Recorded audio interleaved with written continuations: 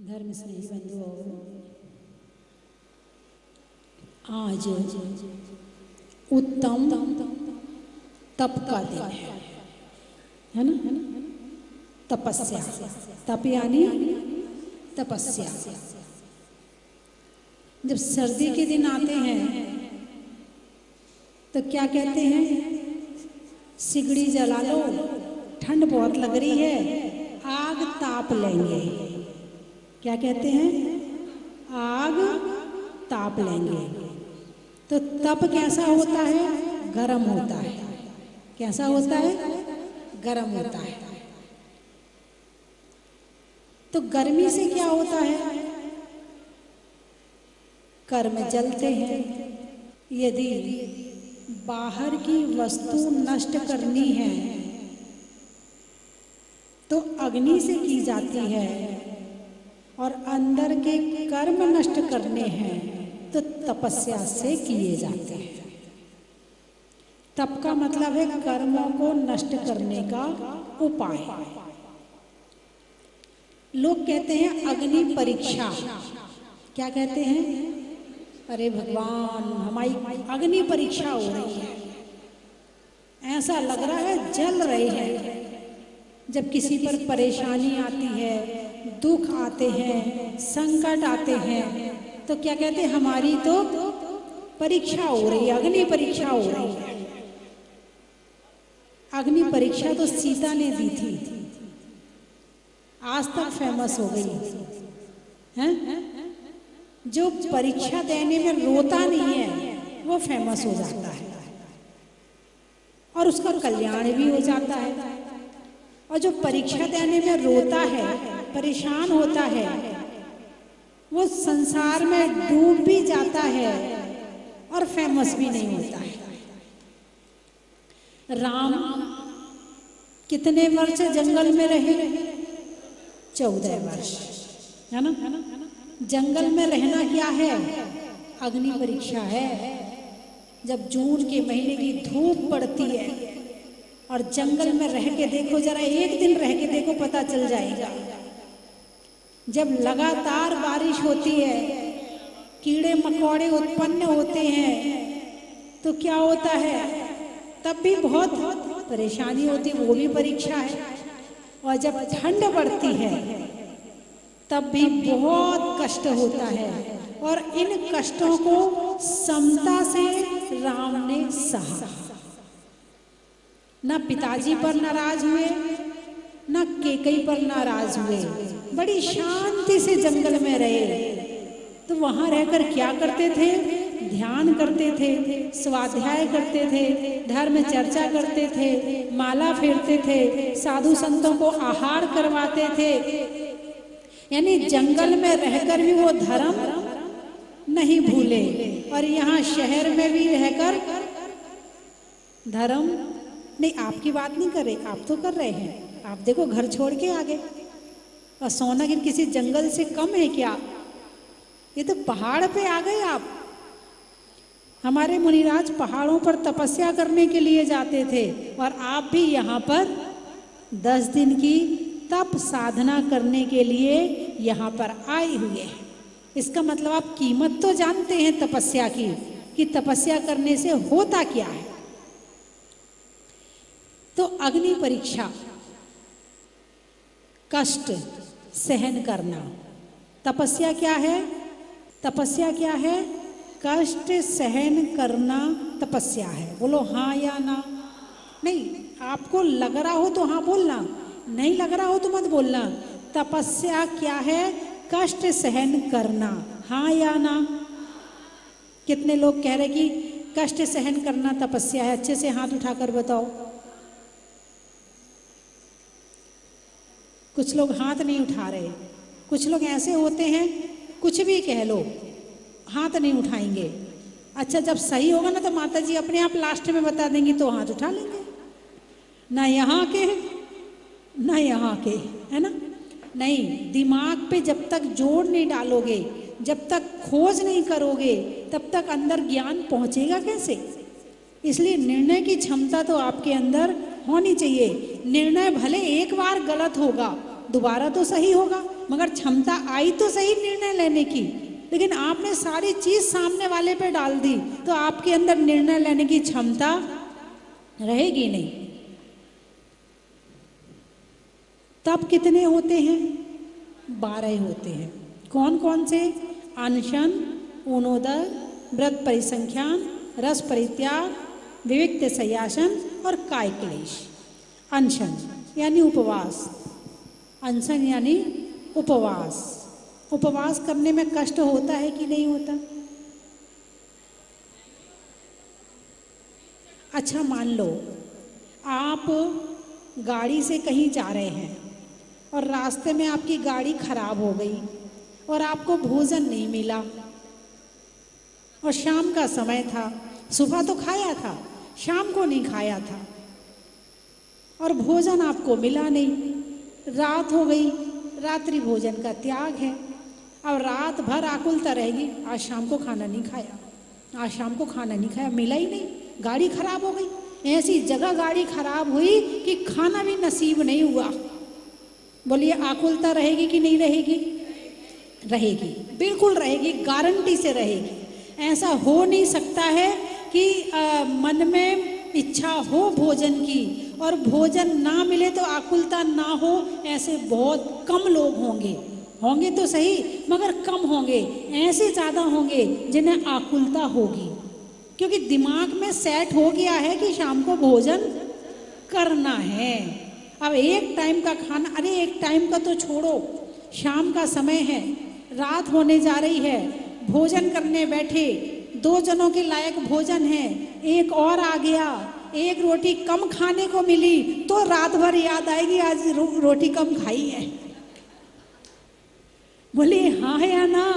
आकुलता रहेगी, आज तो शाम को पेट भर भोजन भी नहीं मिला। अब पहले से पता होता मेहमान आने वाले हैं, बनाने का टाइम मिला नहीं, पता होता तो पहले से बना के रख लेते। बोलिए कष्ट का कारण भूखा रहना कष्ट का कारण है। लेकिन जब यही हम उपवास मान करके हम मन में शांति रखते हैं, त्याग की भावना रखते हैं, धर्म की भावना रखते हैं और संकल्प पूर्वक भोजन का त्याग करते हैं, तो यही कष्ट तपस्या बन जाता है। कष्ट तो है, ये नहीं कह सकते कि कष्ट नहीं है। वैसे भोजन ना मिले, यानी आप भोजन करने बैठे हो और थाली आने में थोड़ी सी देर हो जाए, अरे बोलिए ना, दरवाजा तोड़ दोगे, शीशा तोड़ दोगे? तोड़ा नहीं तोड़ा? अरे बोलिए ना,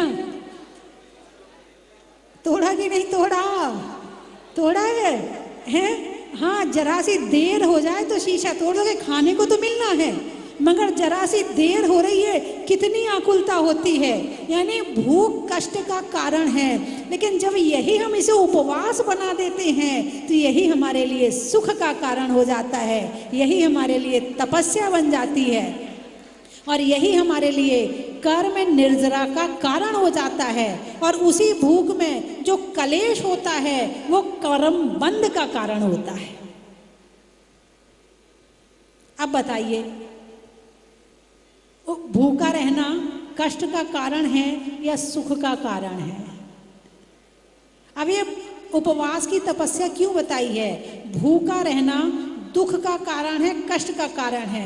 जो इस कष्ट के कारण में अपने आप में समता भाव रख सकता है, क्रोध नहीं करेगा, मन शांत रखेगा, उसे तपस्या करने की आदत पड़ जाएगी। और जब कभी भोजन नहीं मिलेगा तो वो कहेगा नहीं, हमें तो आदत है, कोई बात नहीं, नहीं मिला तो कोई बात नहीं है। अब उन परिस्थितियों में वो अपने आप को शांत रख सकता है, तब लड़ाई नहीं होगी, कलेश नहीं होगा, मन शांत नहीं होगा, तो कर्म बंध नहीं होगा। तपस्या इसलिए करवाई जाती है। ऊनोदर, भूख से कम खाना, है ना? क्या? भूख से कम खाना क्या कहलाता है? ऊनोदर। यानी जितनी भूख लगी है उससे थोड़ा अष्टमी को, चतुर्दशी को, 10 लाखनी पर्व में ऊनोदर करना। लेकिन ऊनोदर की जगह दूनोदर होता है। अरे बोलिए ना, ऊनोदर की जगह दूनोदर होता है, ऊनोदर की जगह दूनोदर हो जाता है। जितनी भूख थी, अब शाम को तो खाना नहीं है, तो शाम का अभी खा लो। अरे बोलिए ना, शाम का अभी खा लो। यानी कि ये क्या है, ऊनोदर को दूनोदर बना दिया। एक टाइम खाने की जगह 2 टाइम का खाना एक टाइम में खा लिया, है ना। चलिए कोई बात नहीं, अब आप 10 दिन तक खाओगे, एक दिन की बात हो तो चलो चल भी जाए, अब 10 दिन में थोड़ी चलेगा, कोई दिक्कत नहीं है। अनशन ऊनोदर, व्रत परिसंख्यान, रस परित्याग। व्रत परिसंख्यान में नियम लेके खाते हैं कि देखो ऐसा होगा, ऐसी विधि मिलेगी तो आहार लेंगे, और नहीं मिलेगी तो नहीं लेंगे। ये सब किसके लिए होते हैं तप? मुनिराज के लिए। किसके लिए होते हैं? मुनिराज के लिए, आपके लिए थोड़ी होते हैं। क्या हुआ, किस संकट में पड़ गए आप हैं? देव पूजा, गुरु उपासना, स्वाध्याय, संयम, तप, अकेले ये साधु के लिए नहीं होते हैं, ये श्रावक के लिए भी होते हैं। अब श्रावक के अलग तरह के होते हैं और करते भी हैं आप, ऐसी बात नहीं है कि नहीं करते हैं। जिस दिन दुकान चल रही हो, ग्राहक सामने खड़ा हो नोट लेके, और दोपहर के 3 भी बज जाए, सीजन का समय हो, तो भूख नहीं लगती है। और यदि विधान में पूजा में जरा सी देर हो जाए, हमें पता होता शिविर में इतनी देर होती है, अब तो अगले बार से बिल्कुल नहीं आएंगे हम। बोलिए ऐसे भाव आए कि नहीं आए?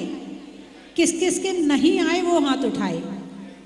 अरे वाह, यहाँ तो बहुत अच्छे शिविरार्थी आए हैं, बहुत अच्छे लोग आए हुए, किसी के भी भाव नहीं आए। हाँ, इसका ही नाम तपस्या है कि देर हो गई लेकिन मन शांत है, चलो इतनी देर और पूजा कर ली। वैसे तो हम और दुनिया के काम करते, इतनी देर और पूजा कर ली। ऐसा विचार मन में करके जो मन को शांत रख लेता है, तो उस कष्ट का नाम हो जाता है तपस्या। एक बार एक पत्रकार मुझसे कुछ प्रश्न कर रहा था। प्रश्न करते करते उसने पूछा, आप क्या करती हो? भाई चलो नंगे पैर चलते हैं, केश लॉन्च करते हैं, एक टाइम आहार करते हैं, एक वस्त्र पहनते हैं। तो फिर बाद में बोलता, अच्छा आप इतने कष्ट सहन करती हो, नंगे पैर चलती हो तो एक कष्ट ये हो गया, केश लॉन्च करती हो तो एक कष्ट ये हो गया, एक टाइम आहार करती हो पर आपको एक कष्ट ये हो गया।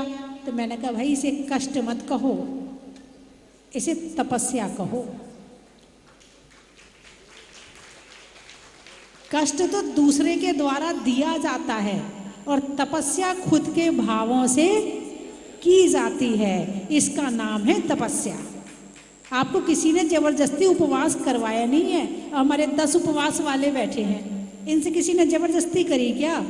अब मैं 2 दिन से दीदी से कह रही हूँ 5 दिन का हो गया, मुझसे उसने 5 दिन के कही थी कि 5 दिन में मैं पालना कर लूँगी, और अब उसके 5 दिन के बाद आगे भाव बन गए। मैंने कहा नहीं तुम्हें पालना करना, मैंने परीक्षा ली थोड़ी सी। नहीं नहीं आज पालना करोगी तुम, थोड़ी सी परीक्षा भी तो लेनी पड़ती है। तो मैंने परीक्षा ली, नहीं नहीं 5 दिन हो चुके, आज 6वां दिन हो गया, अब तुम्हें पालना करना है। नहीं मैं तो करूँगी, नहीं मैं तो करूँगी, और उसने किया। तो किसने जबरदस्ती करी कि तुम्हें भोजन नहीं करना है? किसी ने कहा क्या कि तुम्हें भोजन नहीं मिलेगा? एक होता है कि तुम्हें आज भोजन नहीं मिलेगा, और एक है कि आज मैं भोजन नहीं करूँगा। एक में खुशी है और एक में कष्ट है। शरीर की स्थिति दोनों में एक है, लेकिन मन की स्थिति दोनों में अलग अलग है। परिस्थिति कुछ भी हो, मन स्थिति ठीक होनी चाहिए। तपस्या करने से परिस्थितियां मन स्थिति पर प्रभाव कम डालती हैं, क्योंकि तपस्या करने से अभ्यास हो जाता है। इसीलिए तप बताया हुआ है, बिना क्या सूरज तपे तपे रे माटी। सूरज तप रहा है कि नहीं तप रहा? सूरज तप रहा है तभी इस दुनिया में सब कुछ चल रहा है। और जिस दिन सूरज नहीं तपेगा उस दिन इस दुनिया में अग्नि खत्म हो जाएगी और छठा काल आ जाएगा। सूरज तपे तपे रे माटी, दीपक जले जले रे बाती, तुझको तपना होगा मोह तजना होगा, तुझको तपना होगा मोह तजना होगा। तब ही तो माटी को गागर बनाए, बोलिए तब ही तो माटी को गागर में सागर सहज ही समाए, गागर में सागर सहज ही माटी सा अर्पण समर्पण जब होगा, मुक्ति रमा का वरण तब ही होगा, तुझको तपना होगा मोह तजना होगा, तुझको तपना होगा मोह तजना।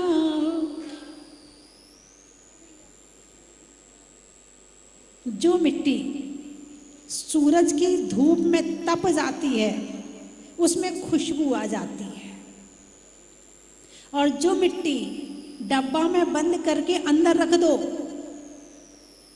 उसके अंदर खुशबू नहीं आती है।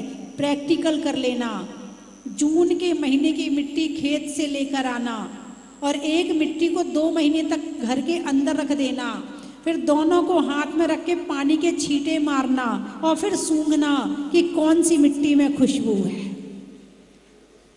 जो तपता है, जो संघर्ष करता है, जो कष्ट सहन करता है, धर्म करता है, उसके अंदर खुशबू पैदा हो जाती है और उसकी खुशबू से सभी आकर्षित होके 3 लोक के नाथ के चरणों में सभी चले आते हैं। ऐसे तपे ऐसे तपे ऐसे तपे कि सारे कर्म नष्ट कर दिए और ऐसी खुशबू फैली कि बैठे तो हैं सिद्धालय में और उनके नाम की पूजा हम यहाँ कर रहे हैं।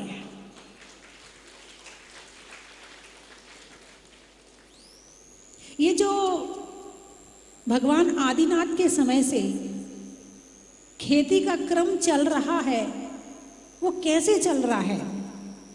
मिट्टी धूप में चार्ज होती है, उसमें फिर अनाज डालते हैं, फिर वो अंकुरण होता है तो किसान कहते भैया अब तो पानी बरस जाना चाहिए, अब तो बीज डाल दिया है, अब तो पानी बरस जाना चाहिए। चलिए बारिश आ गई, अब बारिश आ गई, अब खेत में जो बीज बोए थे फसल खड़ी हो गई, अब बादल दिख रहे हैं।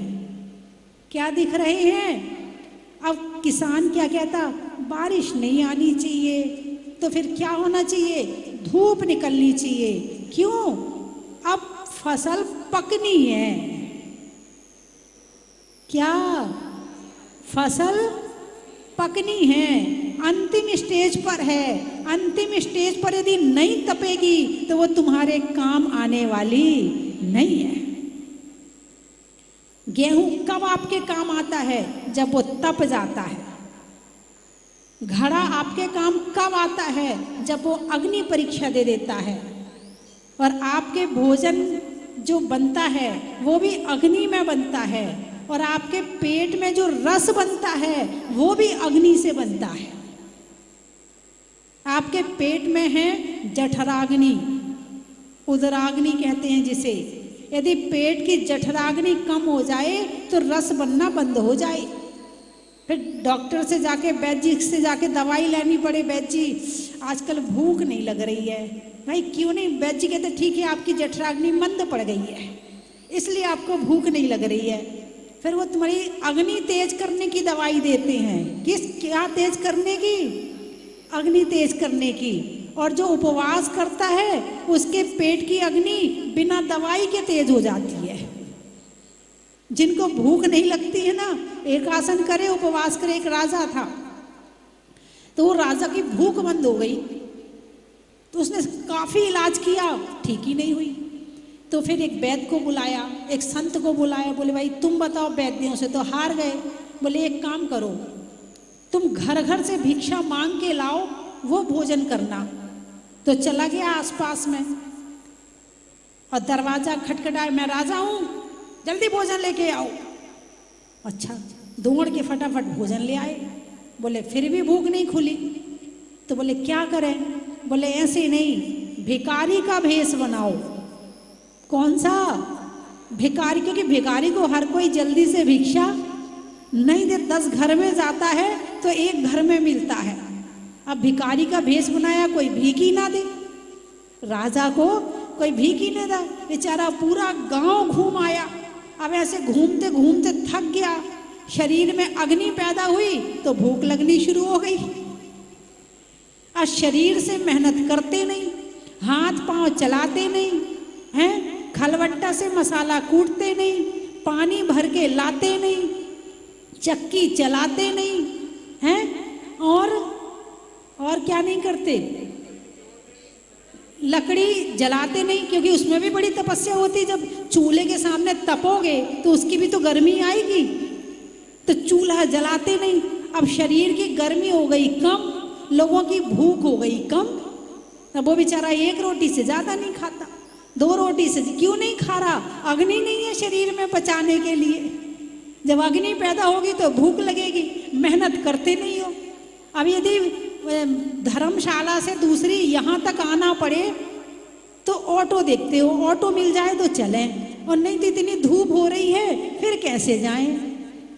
घर में गाड़ी हो तो मंदिर जाएंगे, नहीं हो तो नहीं जाएंगे। तुमने तपना छोड़ दिया तो शरीर ने काम करना छोड़ दिया।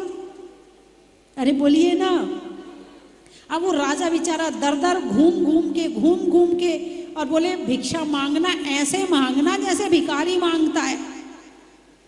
अब बेचारा उस हिसाब से भिक्षा मांगने में बड़ी मेहनत लगी, खूब मेहनत लगी। और जब शरीर से खूब मेहनत हुई तो राजा को भूख लगनी शुरू हो गई। आजकल के लोगों को भूख क्यों? आपका जो छोटा बच्चा है उसको भूख क्यों नहीं लगती है?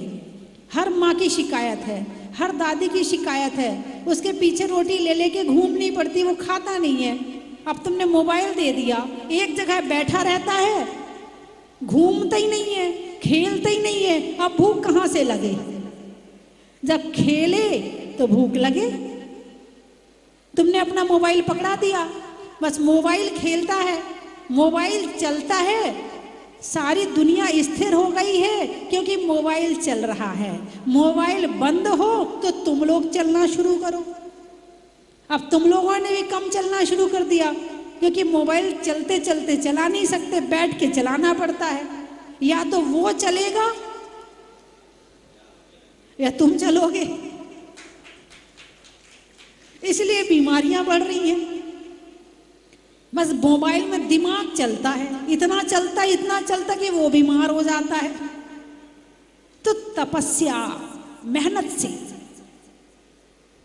पुरुषार्थ से, यदि परेशानी भी आई है, मान लो परेशानी आई है तो क्यों आई है?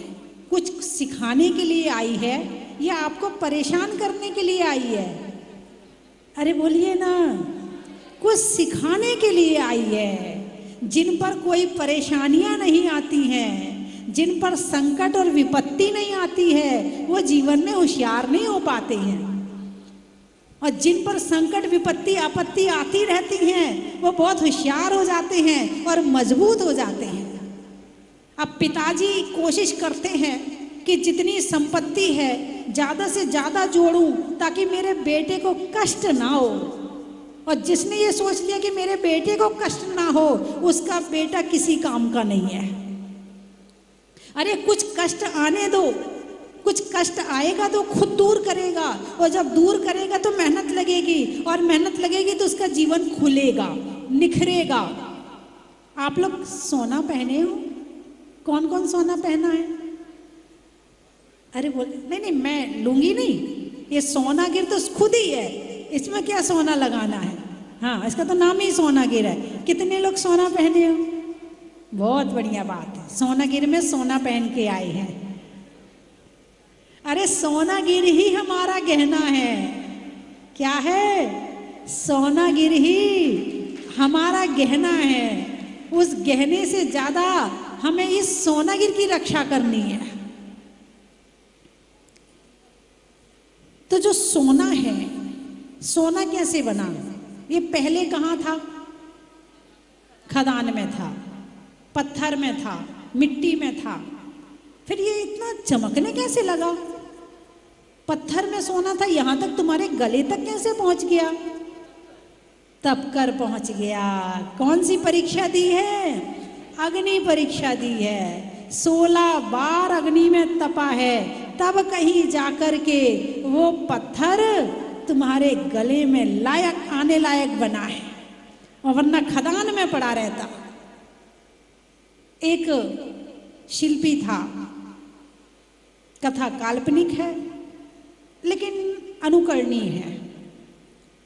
शिल्पी एक पत्थर के पास गया, बोले भाई मैं तुझे प्रतिमा बनाना चाहता हूँ, भगवान बनाना चाहता हूँ। बोले ठीक है बनाओ। तो शिल्पी ने अपना काम शुरू किया, छेनी और हथौड़ा लिया और उसे तोड़ने लगा। अब वो पत्थर तो चिल्लाने लगा, अरे मैं मरा जा रहा हूँ, अरे बड़ा कष्ट हो रहा है, अरे दूर करो मेरे से, ये मैं नहीं सहन कर सकता, नहीं बनना मुझे भगवान। ठीक है मत बन। शिल्पी ने अपनी छेनी हथौड़े उठाए, दूसरे पत्थर के पास गया, बोले भाई तू बनेगा भगवान? बोले हाँ मैं बनूंगा भगवान। कष्ट सहन कर लेगा? हाँ सहन कर लूंगा। ठीक है। उसने छेनी हथौड़े लगाने शुरू किए, उसने सहन किया और वो भगवान बन गया। उसका पंच कल्याणक हुआ, उसे प्रतिष्ठित किया गया, उसे मंदिर में विराजमान किया गया। अब लोगों ने सोचा कि पत्थर तोड़ने के लिए नारियल नहीं है। क्या नहीं है? नारियल तोड़ने के लिए पत्थर नहीं है। तो बोले क्या करें? बोले वो पत्थर पड़ा है ना, वो रख दो इसके सामने।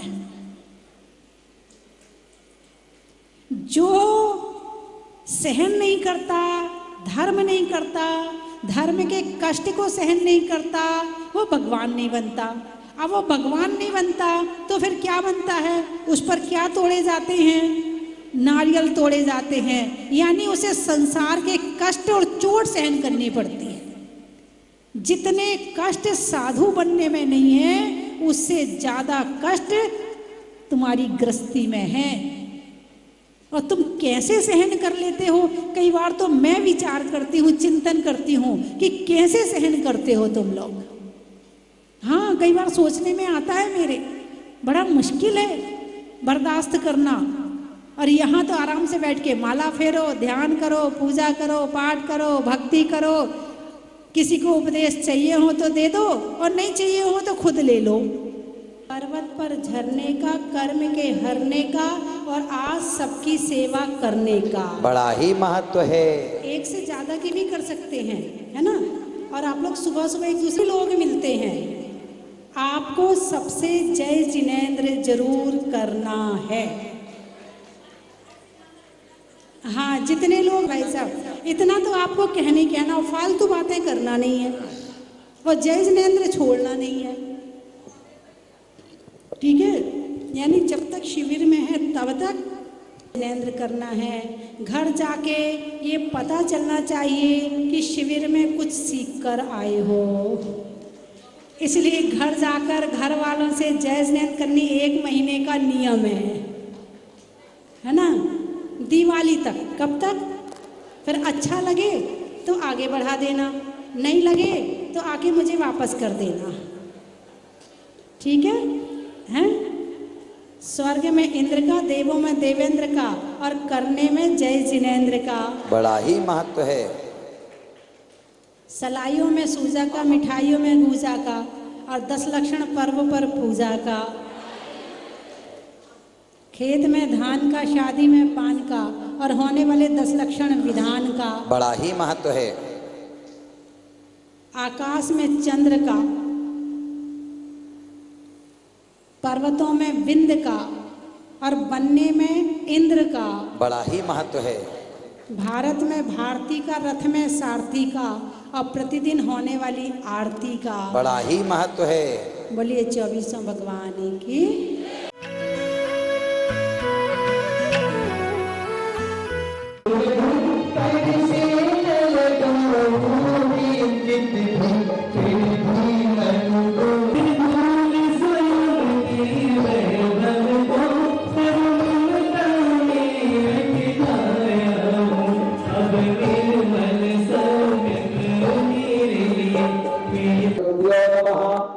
जन्म जरा मृत्यु विनाशनाय शरण निर्वकामिनी।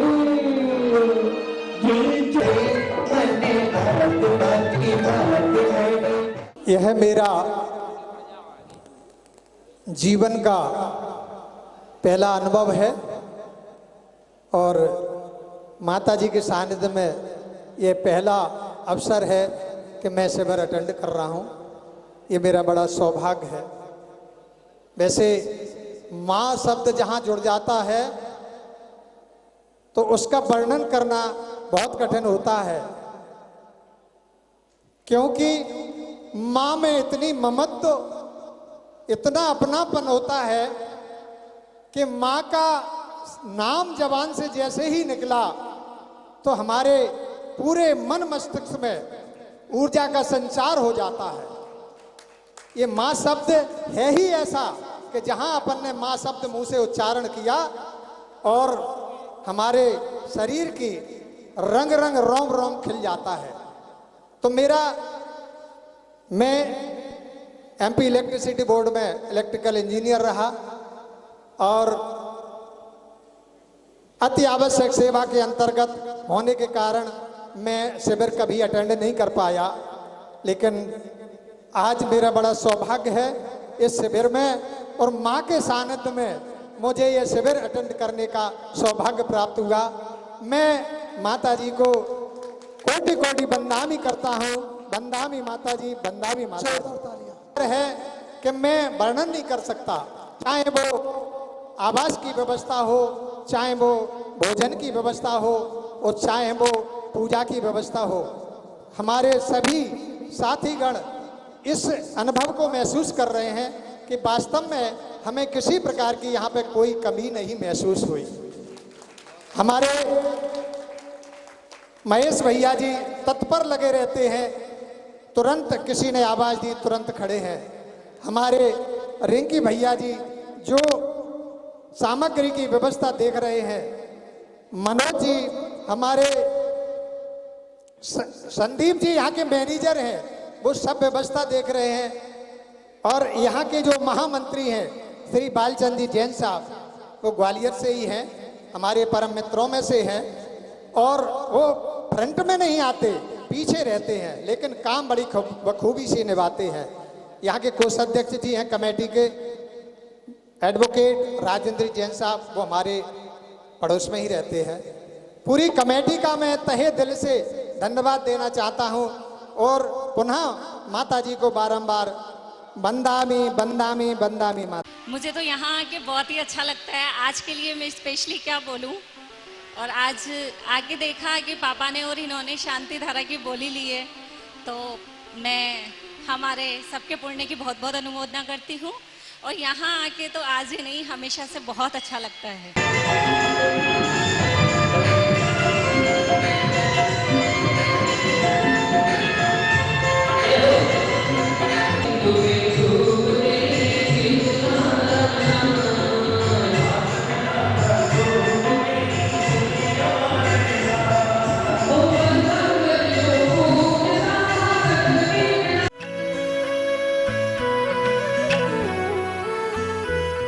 जय जिनेन्द्र बंधुओं, जैन धर्म के महान पर्व पर्वाधिराज पर्युषण महापर्व 28 तारीख तक जहाजपुर वाले बड़े बाबा मुनीश्वरनाथ भगवान के मस्तक पर परम पूजनीय भारत गौरव गुरुमा गण्य का स्वस्ति भूषण माता जी की संगस्था छुल्लिका रत्मती माता जी के सत्संग पावन सानिध्य में अभिषेक शांति धारा विधान और अन्य कई कार्यक्रम होंगे। आप यहाँ आए और बड़े बाबा के चरणों में बैठ करके भक्ति करें। अगर आप यहाँ नहीं आ सकते हैं तो आप अपने परिवार की ओर से अपने नाम से प्रतिदिन यहाँ पर शांति धारा करवा सकते हैं। एक विशेष सौभाग्य आपको मिलने जा रहा है। पर्वाधिराज 10 लक्षण महापर्व की 10 दिन की शांति धारा का पुण्यार्जन आप अपनी ओर से, अपने परिवार की ओर से कर सकते हैं, जिसकी न्यौछावर राशि मात्र 5100 रुपये है। आप अपनी सूचना स्वस्ति धाम पर दे सकते हैं। बंधुओं, जहाजपुर वाले बड़े बाबा की शांति धारा देख करके लाखों भक्त लाभान्वित हुए हैं, तो एक महान सौभाग्य आपको मिलने जा रहा है। इसका लाभ उठाएं और 10 दिन शांति धारा पर्वाधिराज पर्यूषण महापर्व में आप करवाएं, इसका लाभ उठाएं। धन्यवाद। चन की थाल को सजाओ रे आज, रत्नों की थाल को भर लाओ रे आज। आओ आओ करे रे गुणगान आरती भगवन की। आओ आओ करे गुणगान आरती भगवन की। आओ आओ करे रे गुणगान आरती भगवन की।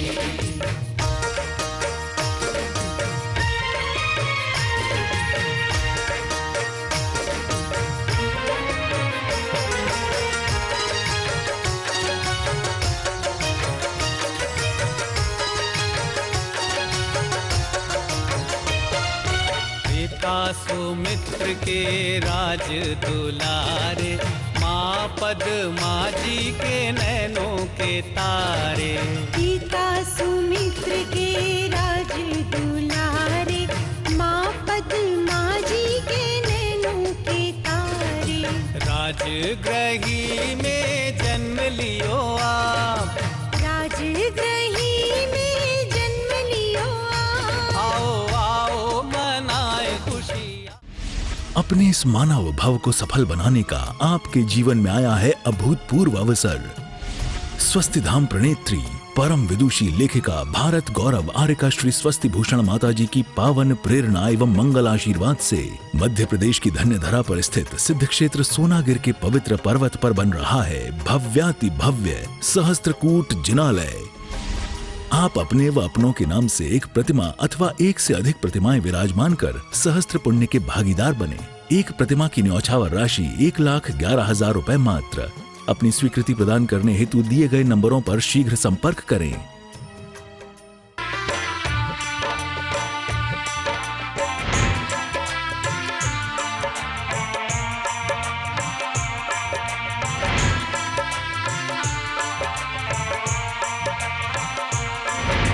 चलो रे चलो रे चलो, चलो रे चलो रे चलो, चलो जहाजपुर।